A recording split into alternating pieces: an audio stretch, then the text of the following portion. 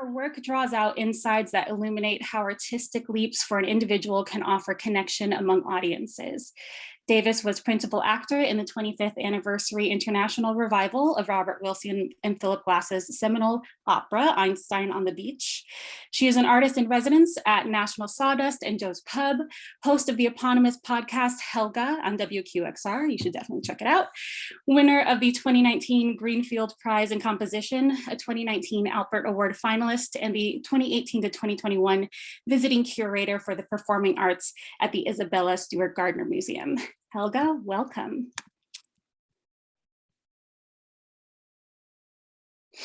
Wonderful. Next, we'll read Lisa E. Harris. Hi, I was trying to unmute, so my apologies. No, hi, everyone. No need to apologize. Welcome, welcome. Lisa E. Harris, Lee, is an independent and interdisciplinary artist, filmmaker, creative soprano, performer, composer, improviser, writer, singer-songwriter, and educator from Houston, Texas. Lee's work resists genre classification as she focuses on the energetic relationships between body, land, spirit, and place. Using voice, theremin, photography, movement, improvisation, meditation, and new media, Lee maintains a focused concentration on healing in performance and living. She is the founder and creative director of Studio Inertia, an arts collective and production company in Houston, Texas. Lee is the 2021 recipient of the Dorothea Tanning Award for Music and Sound, awarded by the Foundation for Contemporary Arts. Lee, welcome. Thank you. Thank you, Melanie. I'm happy to be here. So happy to have you. And last but certainly not least, IONE is an author, playwright, director, and an improvising text sound artist. She has taught and performed throughout the world with her creative partner and spouse of 30 years, Pauline Oliveros. She was artistic director of Deep Listening Institute Limited for 15 years and is currently a deep listening consultant at the Center for Deep Listening, RPI. As founding director of MOM Inc., IONE conducts workshops and seminars throughout the world, encouraging vibrant international community of writers, visual artists, and musicians. She is a member of the Kingston Arts Commission and the recipient of the 2019 Arts Mid-Hudson Individual Artist Award and a Certificate of Merit from the General Assembly of the State of New York. IONE, welcome.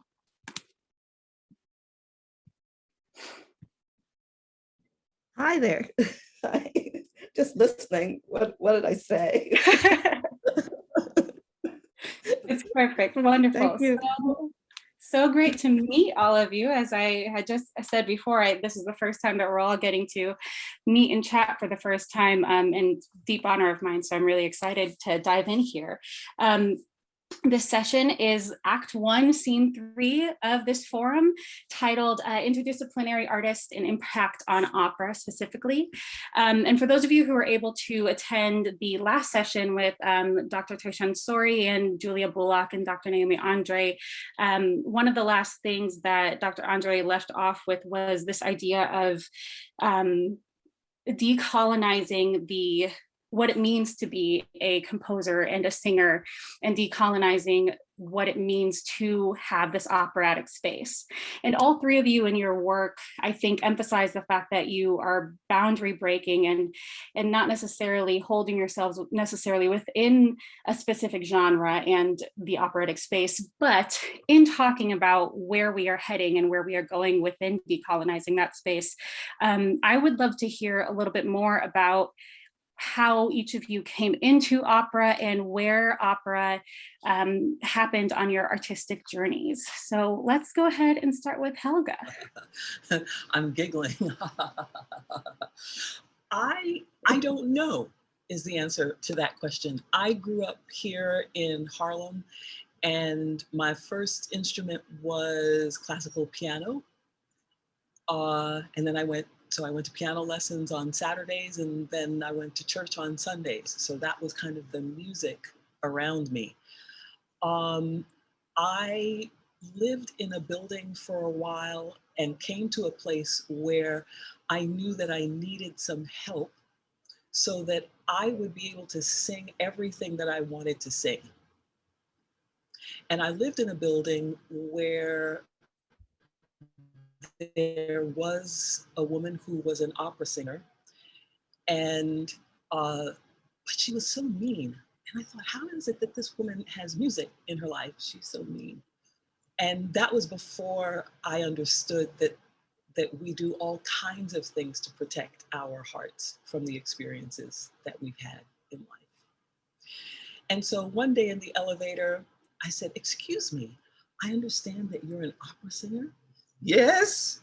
Are you a singer? And I said, yes, ma'am, I am. Well, I must hear you. And so I followed her into her apartment. And I said, but I don't have anything prepared or anything like that.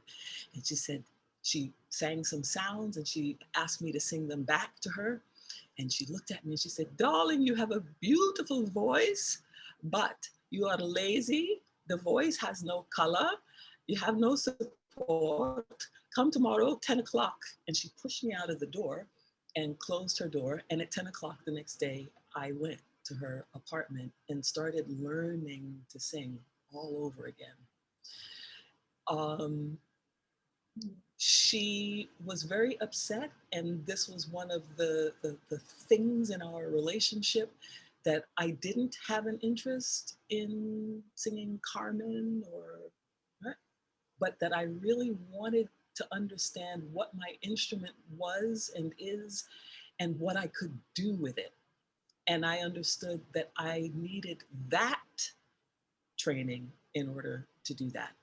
I wanted it to be that I could be on any stage with any group of singers and work. And I must say, I feel that that is the gift she gave me. And I met Paolo Prestini, who wrote Oceanic Verses for me. And that was a piece in which I was able to use all of the things that I do and all of the experiences that I've had as a musician in one place. And so that's kind of how that happened. That's so beautiful that she was able to impart that gift on you, even if that wasn't what it seemed like at first upon meeting her. Leah, I'm wondering what your journey into the operatic world is like. There's so many parallels with what Helga was saying too, and I just really appreciate hearing that. I already feeling affirmed, like, yeah, exactly. It's energizing. I started singing similarly to Helga. I'm from Houston, Texas. And I'm from a Baptist church background. So I grew up with music around me at church at a very early age. But the year that I was able to start the church choir, the children's choir, I had also was bussed into an affluent neighborhood and like a busing in program for like gifted and talented. So kids. So I left my predominantly African-American neighborhood at age 8 and went to a predominantly white affluent neighborhood where anybody that was like BIPOC children were all assumedly bussed in. And within my first 6 months, my first 6 weeks of being at that school, a recruiter came to that school auditioning children for the Houston Grand Opera Children's Chorus, an opportunity that would not have happened at my school, but it was there. And I was new to the school and I wasn't supposed to have an audition. The music teacher didn't even know me, but lo and behold, one of the children were absent that day. And I had one friend, Louise Plum, who was one of the chosen students to audition. I just waited for her looking through the window. And because someone was absent, the teacher allowed me to come in and sing the national anthem. And I didn't really know that I was a singer. I just knew that I could exact pitch, but I didn't even know that that's what it was. But I knew, this is how the song goes. This is where the notes are. And that was enough, loud enough for me to start in the children's chorus of Houston Grand Opera. And that blew my mind as when I got to that stage and I was like, oh, this is like a movie, but it's on the stage and there's dancers and there's orchestra. So that was really just my entry into the art form. And from then I got scholarships to study theater, musical theater, American musical theater, and went back to classical music later on. But by the time I got to college, I went to Mannes College of Music and studied with Ruth Falcon. And by the time I got there, it was a similar situation. I wanted to be a doctor, but I was good at singing, and me singing was the environment around me singing was good back to me, so it just seemed like the thing for me to do. It afforded me opportunities, even though I wanted to be a doctor. And so, but when I went to school, my voice teacher accepted me into her studio, but she had me keep a spiritual that I would sing all the time in my folder. And she told me at age 17, she's like, always keep this, because when you sing this, you already know how everything you need to know about your instrument. So use this as a reference, or as like a compass back through this repertoire we'll be teaching you. So if you get lost, sing it back through the spiritual, like as a filter. And I appreciate her for that. So that's been my journey, just wanting to explore my voice. And like Helga said too, be able to sing lots of different things, lots of different stories, and make new stories. I love that. And what a beautiful guidance you had from your teacher. That's so incredible. And I love that we've got a couple of singers coming up from here. That's very similar to my journey into opera, was also via singing. IONE, I'm curious to know how you came into the operatic world. Oh, well, well, there's so much happened when I listened to those stories. I just have to put a couple of points in of me in Riverton, 135th and Madison Avenue, and my mother playing the piano, writing tropical songs, writing calypsos as a part of my my love of music and of everything maternal, motherly, etc. But I realized also that so it's the ancestors, and I had written coming through the ancestors, and I wasn't going to mention this, but when Lee talked about the Houston Grand Opera, I was on Broadway when I was 7. I was in this remake of Showboat. I mean, there've been several of them. My grandfather, who's an actor, had told my mother, take her down there. They're auditioning. And my mother, who was very savvy about lots of things, put me in a little, you wear this red corduroy dress, and that's gonna make you stand out. And I did, and they did. And so I was in the show for quite a while. I met Oscar Hammerstein and people like that. So and getting so old now that I don't mind talking about these things. But who was wonderful to us kids, by the way. I was in two scenes, Captain Andy and the wedding scene. So anyway, all of that happened. But let's fast forward to what I was going to say originally, which is that as a journalist and a writer and doing all these things, I had written,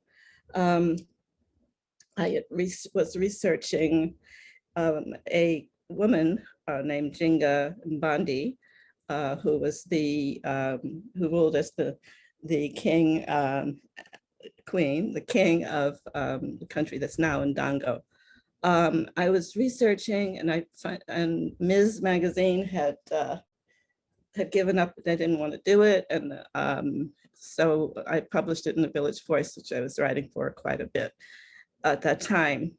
And I wrote this piece about her, and I realized that it wasn't coming unless I wrote it in the present tense, in the first person, excuse me.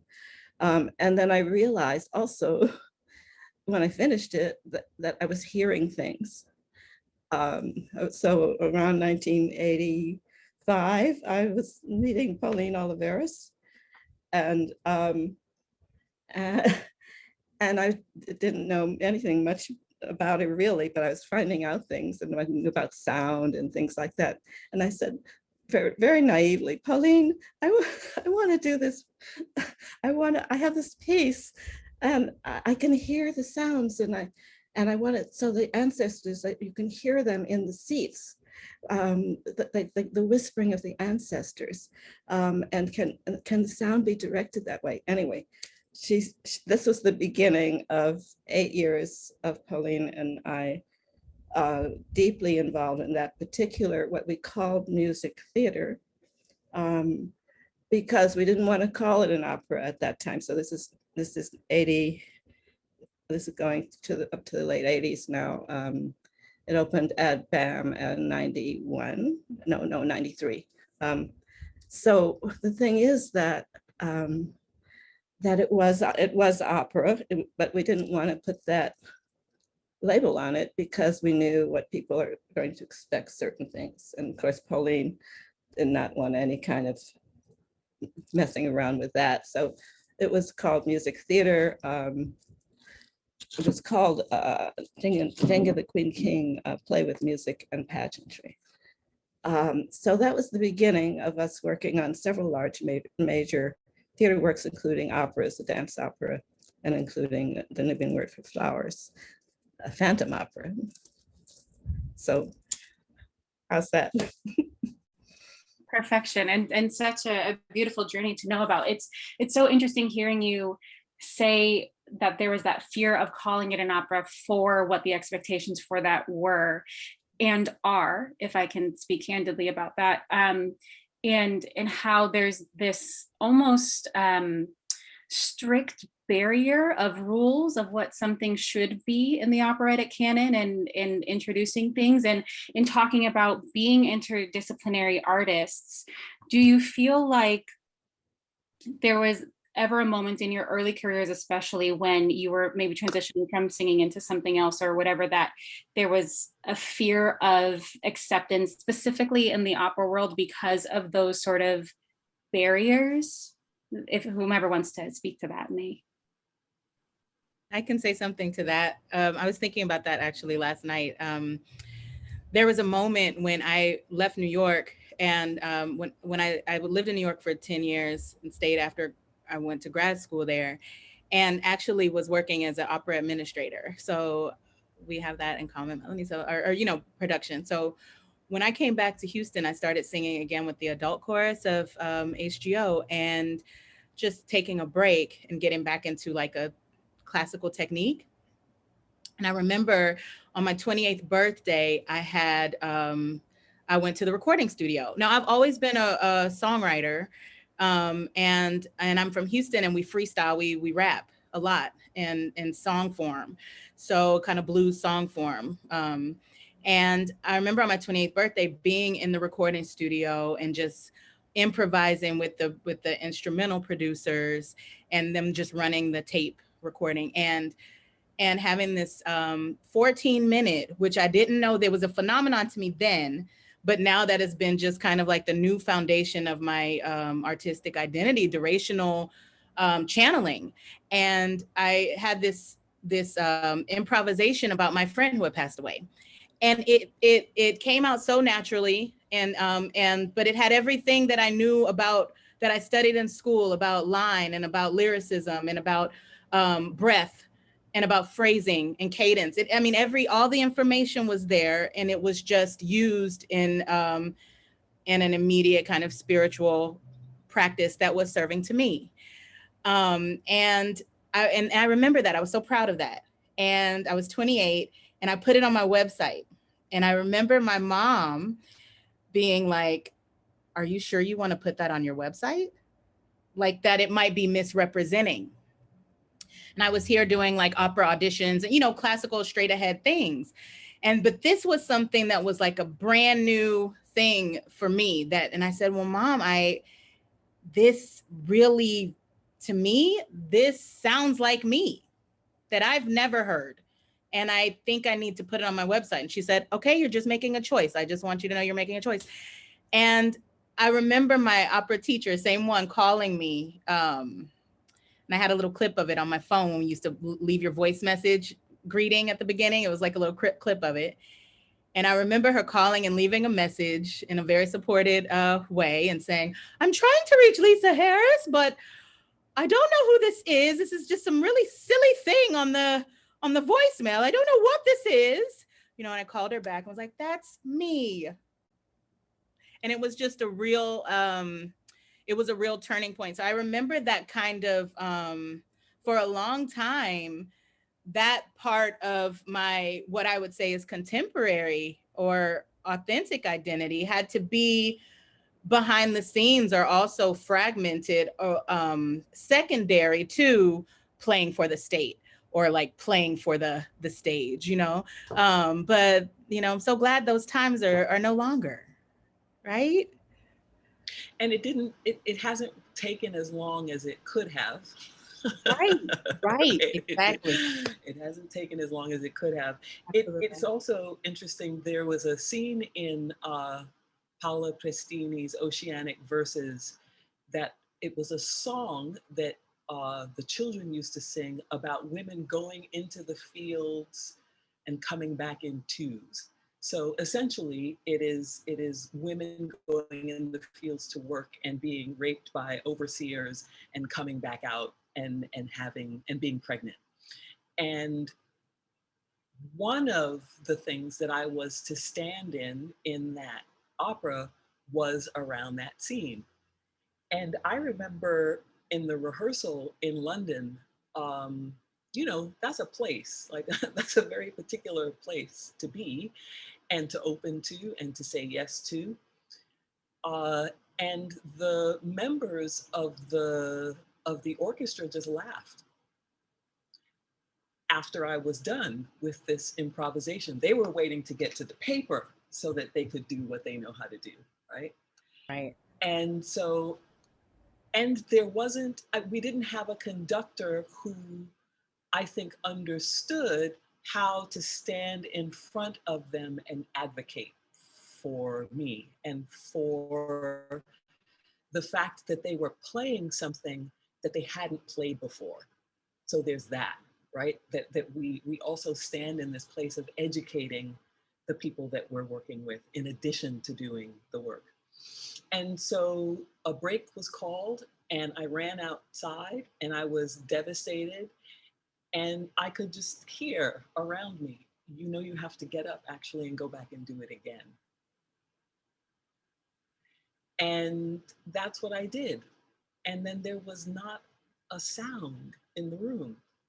And after having one of the particularly vocal members say to me, I don't understand what that is, but I understand that it's important that it's here. And that I can work with. So I wasn't asking anyone to like it. I wasn't asking for anyone's approval, but owning the right to stand with all of the things, all of the history, all of the technique, all of the not technique and the jazz and the blues and blah, blah, blah, and to say, here is my offering to this work. And then years later, being able to be part of a piece that Courtney Bryan wrote for me called Yet Unheard, which is a celebration of the life of Sandra Bland, and having to sing it on the first year anniversary of her death, which, you know, timing is something. It may not be everything, but it's something. And to keep standing in these opportunities. That's so poignant, Helga. Thank you so much for sharing that experience. And I feel like oftentimes those responses that you were getting to that experience is people living in this level of discomfort that almost is a hindrance, I think, to the future of moving forward of what opera can be and what storytelling can be, in this way that if they're not willing to live in the discomfort and maybe recognize, like that other individual did, of like, I didn't understand it, but I know it's important to be there, like that's great. But there, I feel like there's a lot of also that hindrance of it's just uncomfortable to experience because it's not what we're used to. But how do we get to a place of get comfortable with being uncomfortable and then make it comfortable, and trusting in that process, and also the generosity that you were giving in and of that performance. That's just a very, thank you for sharing that experience with us. I'm wondering. I'm curious to hear your response to that question, because I don't think it is about making people comfortable. I think we have to keep doing our work. And what's important for me and what IONE said is this thing where you hear what it is you are supposed to be doing. And so you must do it. Yeah, absolutely. I don't think that there's a question about that. I think too, in a lot of the work that I've been doing, it's, how much do we care about the audience's reaction, specifically if they are uncomfortable, has been like a question that I've asked myself before. And if what we're focusing on is the storytelling and how the story is being told, and giving space for stories that maybe haven't been told yet, that is where the significance lies, and not in trying to make people feel uncomfortable or comfortable for that matter, but it's just, let's just do the thing and make the art. But it is horrible to wake up to that New York Times review, right? Because we know that people read those things, and that we know funders read those things, and we know people on grant panels read those things. And so I think there is a thing, there's a thing there. IONE, say something. Well, yeah, really. There is a thing, and the thing is there's a kind of magic thing that comes about, that we can count on, and if we are following those messages that Lee had, messages Helga has had and has, if we follow them and do not just push them aside and go for what someone else says to do. And as you were speaking, I touched on two very powerful places for me in creation, and one of them has to do with the Nubian word and the concept of the diaspora of the Nubian people, which we, both Pauline and I was there prior as a journalist, were very, very moved by when we realized what had really happened to them, and that their whole country had been taken away from them and had been, was underwater essentially. And we have been on that lake where there's still temples underneath. Very, very, I'm just putting it through as what makes us do these, what moves us to make these creations. And so the Nubian word for flowers, with all of its secret levels, is pushing that forward, and through the magic of some kind of magic, we were able to bring, because we were collaborating with Egyptian and Nubian Egyptian players and musicians, and the actual composing and music integrated into our work. Anyway, we were able to get Zizo, beautiful Zizo, whom we collaborated with over Skype, for heaven's sakes, for a long time, to come for that opening. There was no plan B. If Zizo couldn't get in there, there was not a plan B. He had to come, and he did come, and he will come again. There's that. I'll give you just one more quick, and that is has to do with something in Lisbon, taking Jenga, which was about to open at BAM, but we still had to work on this darn thing, this huge thing we were doing, and we were at the Gulbenkian Foundation in Lisbon, where I realized that the script was not going to work script that I was writing was not going to work. I had to do a Portuguese script, and I had to change the whole thing so that it would make some sense and mean something to the Portuguese people, and so which I did. And we were there in the heart of the oppressor, and what had actually given me the impetus was this image of Jinga tossing a pillow to the Portuguese governor. So we're right there, and down in the Gulbenkian Foundation, they had the real stuff, the real costumes. There was nothing fake about it. And all of the people recognized that scene. They get all of the Europeans, they had been taught it in school, but we brought the African, the Angolan peoples who were part of the play, because I kept a part of the play was always to include local people. So they all came to audition. And as they came and saw this scene, Gulbenkian, everybody was totally shocked at how many African Angolan people came out from their quartiers where they live to this event. And they said, no one has ever done anything like this for us. That's a moment.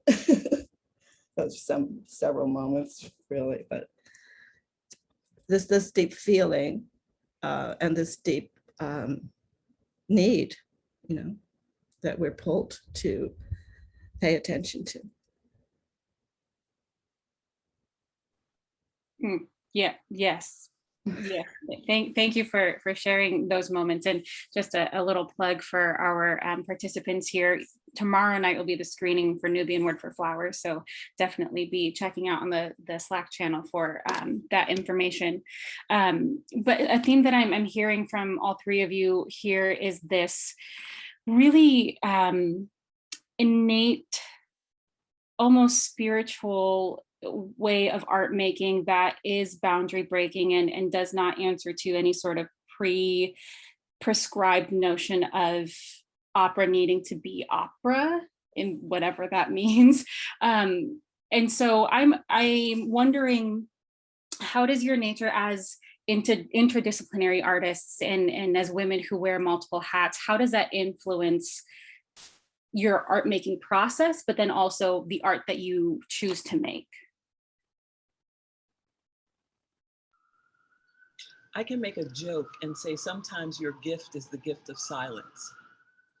So you go into a space and you can have a million ideas about what you would like to do or what you would like to see.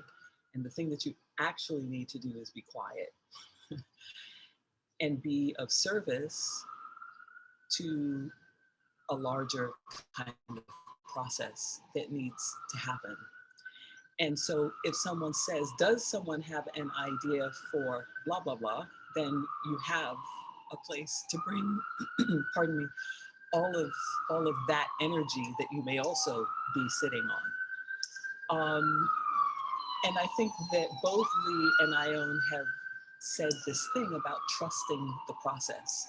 So very often, I think part of that impetus to bring things is a fear that no one's in control of the room, which is also a very kind of Western aesthetic, right? Someone must stand, someone must be the director, someone must be the, and when we are all of those things, or have the potential to be those things, then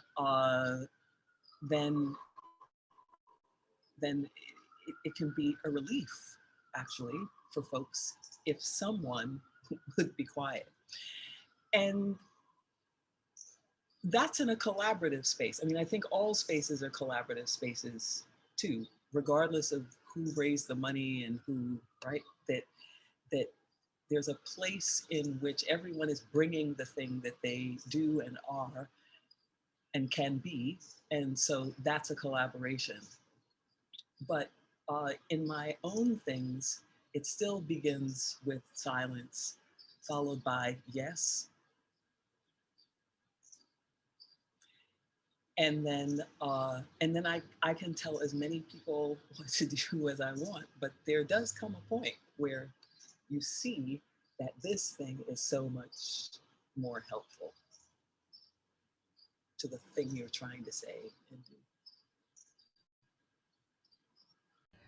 I want to jump in there and say ashe, Mhm. and say ashe. That is the that's that resonates true. You know, it is true, and it reminds me of Helga and Ione and everybody, um, of like this question that always has come up. Sorry, my computer is making all these noises. This question that's come up a lot in this interdisciplinary process over the years. Who is your audience? What is your target audience? This is always the question, and it's futile, really. At this point, it's archaic, in my opinion. That's a strong opinion. Let me say, I believe it's archaic. I don't think we need this question anymore, but maybe we do. But I don't think I need this question. My answer to the question, though, for a long time was, well, everybody in the world. That was my answer all through my 20s, most of my 30s. And like, well, everybody in the world, everybody. I don't know. I don't want to separate my anybody that can hear, anybody that can receive this, anybody, it was more like the maximum potential of audience. And then and what you're saying, Helga, about like us all being in the space and like, all being the work also, that really has shifted the idea of like, who is your audience, who is the audience, and I'm like, well, who is the patron? Also back to that, and like this idea of like the conductor or the owner of the space. Who's this space? And then that is my audience. Or I don't, who is not the audience? So that is something that's really been liberating, I think, and in my so far career path, has been just that idea, that relationship with audience, um and me being different than that. I'm the audience, actually. Like, I'm always the audience. I think that's what resonated so much with what you said, Helga, too. Like, you going into the room, and the best thing for you to do is to, be silent or listen, and I'm always just like, wow, I'm just so happy to be here. I'm like ready to receive. Like, I am the audience. And I think as um entities that have been embodied in these Black bodies, for this existence, um it's we've often been, at the service of service, and of labor and of doing something. But that shifted a lot for me in creating work, and thinking about singing in these places where my family wouldn't be there. They're not in there. They're not in that space. Or, now we're in my our intimate spaces, or our private spaces, and now it's time for me to sing something for them. And now I have to run through a catalog of who is my audience, what would be received by them. You know what I mean? And there are all of these processes of navigating and deciding, when the last person that was considered for a long time was me and my body. And now I'm so happy to sing when my body wants to sing. I let my body sing what she wants to sing. And that has been like, and I just watch her. I just listen with her. I'm like, girl, what else I'm listening. And it's so liberating. It's better. It's better. It's less stressful. So thank you for saying that, Helga. I just wanted to add to that.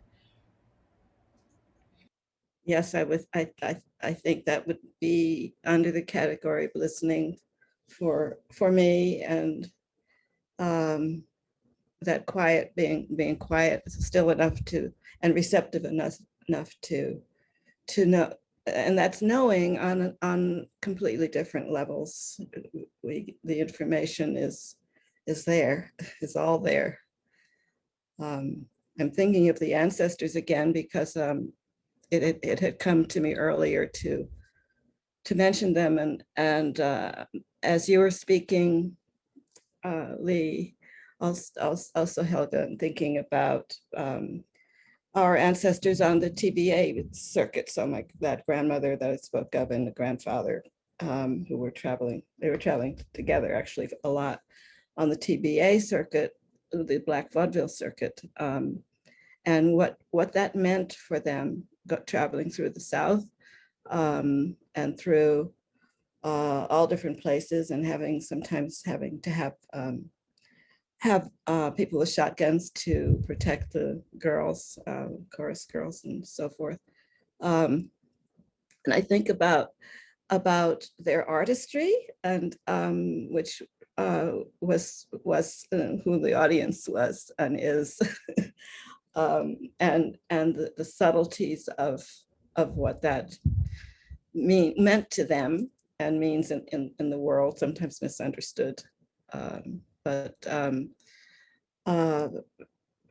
very, very powerful. All of the clubs in Harlem that were not open, in theater, not open to people of color, to Black people,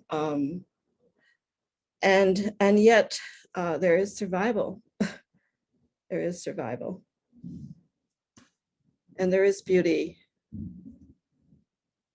that can come through.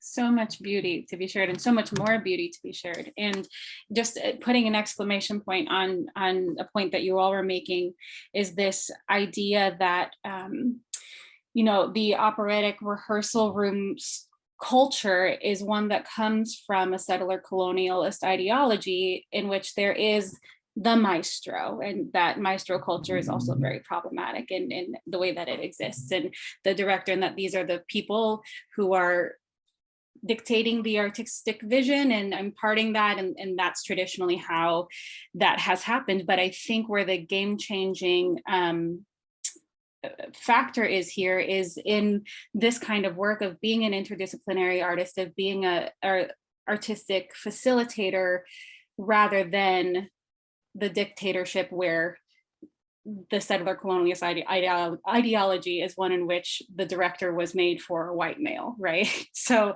what does it look like to be really collaborative, and how do we restructure that in the frame of the future of opera across all companies, not just, you know, smaller ensembles or you know, the smaller type of regional companies, but how do we let that be a new way of operating in the rehearsal room and in the decision-making room across the industry? And I'm wondering if anybody has any thoughts on that.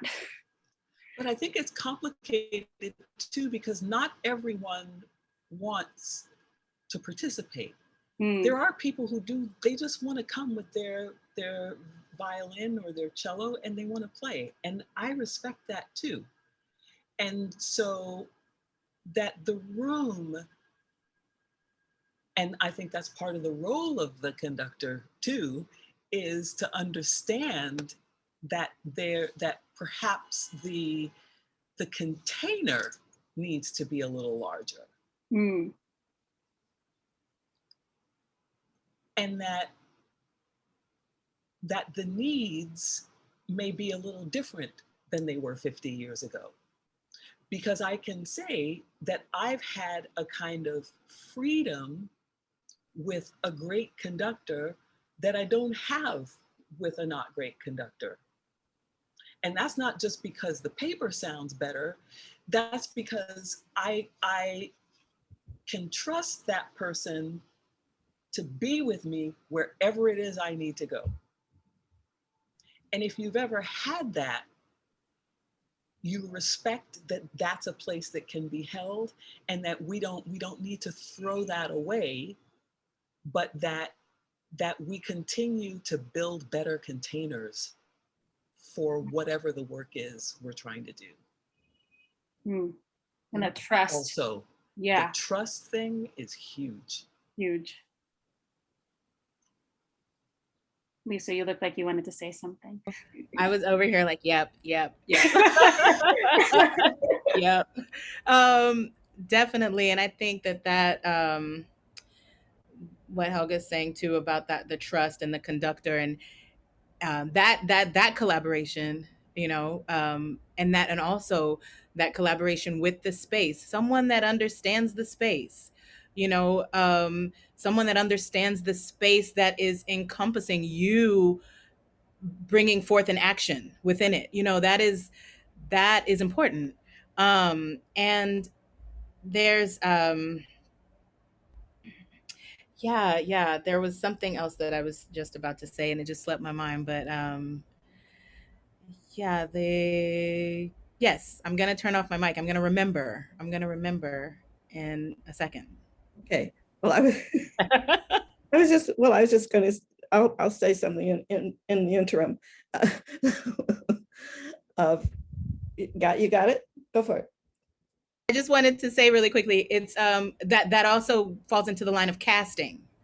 And I really like this idea of casting, and me I'm a student also of IONE and as a dream listener, when we cast dreams, like what is casting? When we cast the net out into the sea, this ancestral practice of casting, but that is so important. And that's what Helga, I think, is also mentioning about the container of the room being bigger, like the net being bigger, and the body, the energy that's within there. That is a very important part in that idea of there being a maestro. Like, is that cast?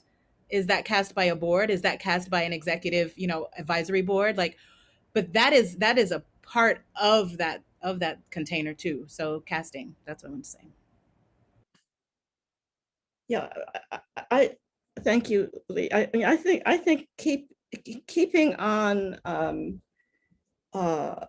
providing examples that are not colonial, and keeping on, and wearing away, and through examples showing showing what can be done. So there are processes and productions that can be viewed or experienced by some of the old guard. And they can see, hey, wow, this is something happening here, perhaps, but not to necessarily not to give in to a system that is not working for us, shall we say, but something is working with us. We're talking about that concept of, this is Starhawk, power from within as opposed to power over. So we're looking for that in our lives. We're looking for that in our political systems. We're looking for that in our work, in our creative work. And even when we performed Courtney Bryan's Yet Unheard with the La Jolla Symphony, here we had this chorus of white people singing about Sandra Bland, and they asked me what it was like for me to have this chorus of all white people singing about Sandra Bland. And so there's the opportunity to turn around and say, well, actually, no, what is it like for you to be singing about Sandra Bland? And this is a different kind of conversation. It is not then incumbent upon me to make that room better. It's incumbent upon you to expand this conversation. And how do we do that? And I think where we can do that with, whether it's chorus members or orchestra or with conductor, that those are opportunities as well, as we continue to make things that challenge that structure and hierarchy that we are all well familiar with. Yes, Yeah, yes, it snaps as well, Lee. Yes, absolutely. We have a few more minutes left. And if anybody has any questions that you would like to throw into the conversation, please throw them into the chat and we'll try to get them in here.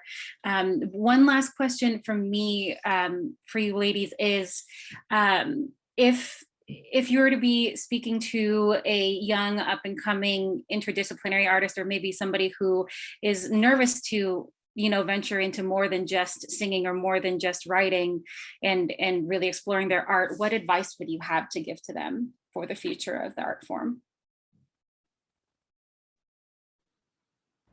I have these 2 points I give my students all the time. Ask questions and take walks if you can, or, outside, venture outside, ask questions, get outside.